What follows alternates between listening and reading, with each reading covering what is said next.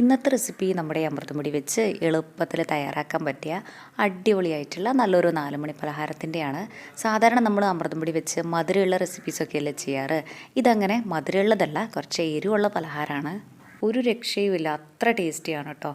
ഒരുപാട് സമയം വേണ്ട ഇത് തയ്യാറാക്കാനായിട്ട്. അപ്പോൾ നമുക്ക് എങ്ങനെയാണ് ഈസി ആയിട്ടുള്ള ഈ ഒരു സ്നാക്ക് റെഡിയാക്കുന്നതെന്ന് നോക്കാം. നമുക്ക് ആദ്യം എടുക്കേണ്ടത് ഉരുളക്കിഴങ്ങും ക്യാരറ്റുമാണ്.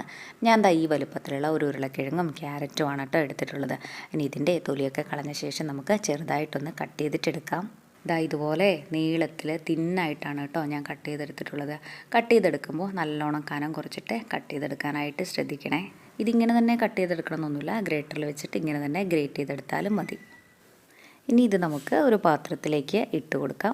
അതിനുശേഷം കുറച്ച് വെള്ളം കൂടി ഒഴിച്ചിട്ട് നന്നായിട്ട് ഇതൊന്ന് കഴുകിയെടുക്കാം. ഉരുളക്കിഴങ്ങിൽ നല്ലോണം സ്റ്റാർച്ചൊക്കെ ഉണ്ടാവും, അത് പോകാനായിട്ടാണ് നമ്മളിങ്ങനെ ഒന്ന് കഴുകിയെടുക്കുന്നത്. നല്ലോണം കഴുകിയെടുത്ത് കഴിഞ്ഞാൽ നമുക്കിത് ഒരു അരിപ്പയിലേക്ക് ഇട്ട് കൊടുക്കാം.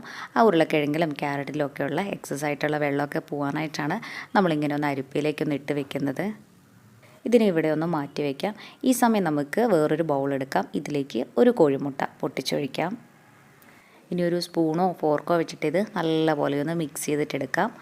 നല്ലപോലെ ഒന്ന് മിക്സായി കഴിഞ്ഞാൽ ഇതിലേക്ക് നമ്മൾ നേരത്തെ അരിപ്പയിൽ മാറ്റി വെച്ചിട്ടുണ്ടായിരുന്ന ക്യാരറ്റ് ഉരുളക്കിഴങ്ങില്ലേ, ഇപ്പോൾ അതിൻ്റെ വെള്ളമൊക്കെ പോയിട്ടുണ്ട്, അതുകൂടെ ഇതിലേക്ക് അങ്ങ് ഇട്ട് കൊടുക്കാം. ഇനി ഇതിലേക്ക് എരിവിന് ആവശ്യത്തിനുള്ള പച്ചമുളക് ചേർക്കാം. ഈ പച്ചമുളകിന് നല്ല എരിവുണ്ട് കേട്ടോ, അതുകൊണ്ടാണ് ഞാൻ കുറച്ച് മാത്രം ചേർത്തത്. കൂടെ തന്നെ ചെറുതായിട്ട് കട്ട് ചെയ്തെടുത്തിട്ടുള്ള 2 ടേബിൾ സ്പൂൺ മല്ലിയിലയും കൂടെ ഇട്ട് കൊടുക്കാം. ഇനി ഇതിലേക്ക് ചേർക്കുന്നത് 1 ടീസ്പൂൺ മുളക് പൊടിയാണ്.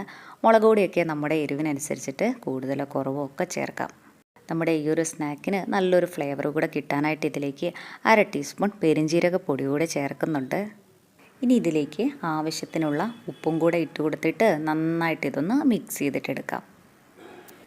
ഇത് നല്ലപോലെ ഒന്ന് യോജിച്ച് വന്നാൽ ഇനി നമുക്കിതിലേക്ക് ചേർക്കേണ്ടത് നമ്മുടെ അമൃതം പൊടിയാണ്. ഞാനിവിടെ 1/4 കപ്പ് അമൃതം പൊടിയാണ് കേട്ടോ ചേർക്കണത്.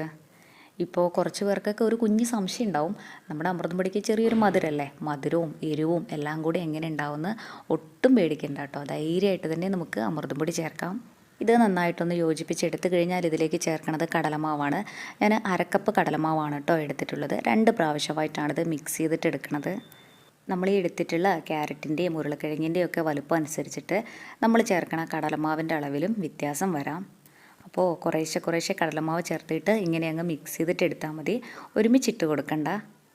നമ്മൾ ഈ ചേർത്തിട്ടുള്ള അമൃതം പൊടിയുടെ ഒരു ടേസ്റ്റും തന്നെ നമ്മുടെ ഈ ഒരു സ്നാക്കിന് ഉണ്ടാവില്ല. നല്ല രുചിയുള്ള പലഹാരമാണ്, എന്തായാലും ഒന്ന് തയ്യാറാക്കി നോക്കണേ.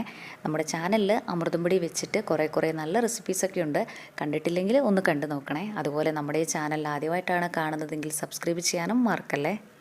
നമുക്കിത് കിട്ടേണ്ടത് ഒത്തിരി തിക്കായിട്ടല്ല, ഇതുപോലെ കുഴഞ്ഞ പരുവത്തിലാണ്. ഇനി ഇത് നമുക്ക് ഇപ്പം തന്നെ ഫ്രൈ ചെയ്തിട്ടെടുക്കാം. അതിനായിട്ട് ഒരു പാനിൽ ഓയിൽ ഒഴിച്ച് കൊടുക്കാം. ഓയിൽ നന്നായി ചൂടായി വരുന്ന സമയത്ത് നമുക്കിതിങ്ങനെ അങ്ങ് ഇട്ട് കൊടുക്കാം. ലോ ടു മീഡിയം ഫ്ലെയിമിൽ വെച്ച് ഇതിനി നമുക്ക് കുക്ക് ചെയ്തിട്ടെടുക്കാം. നമ്മൾ ആ ക്യാരറ്റും ഉരുളക്കിഴങ്ങും ഒന്നും വേവിച്ചിട്ടല്ലല്ലോ ചേർത്തിയത്. ഹൈ ഫ്ലെയിമിലൊക്കെ വെച്ച് കഴിഞ്ഞാൽ നമുക്കിതിൻ്റെ അകമൊന്നും നല്ലപോലെ വെന്ത് കിട്ടില്ല. ഇടയ്ക്കിടയ്ക്ക് ഇതൊന്ന് തിരിച്ച് മറിച്ച് ഇട്ട് കൊടുക്കണേ. ഒത്തിരി സമയമൊന്നും എടുക്കില്ല, പെട്ടെന്ന് തന്നെ നമുക്കിത് റെഡിയായി കിട്ടും.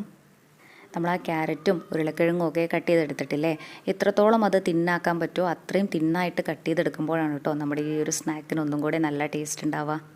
ഇതിവിടെ ആയിട്ടുണ്ട്.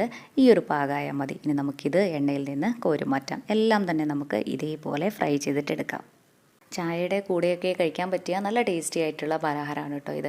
തയ്യാറാക്കാനും നല്ല എളുപ്പമല്ലേ. ഇഷ്ടമായി കഴിഞ്ഞാൽ ഒരു തവണ ഇതേപോലെ ഒന്ന് ട്രൈ ചെയ്ത് നോക്കൂ. എന്നിട്ട് അഭിപ്രായം പറയാൻ മറക്കല്ലേ. താങ്ക്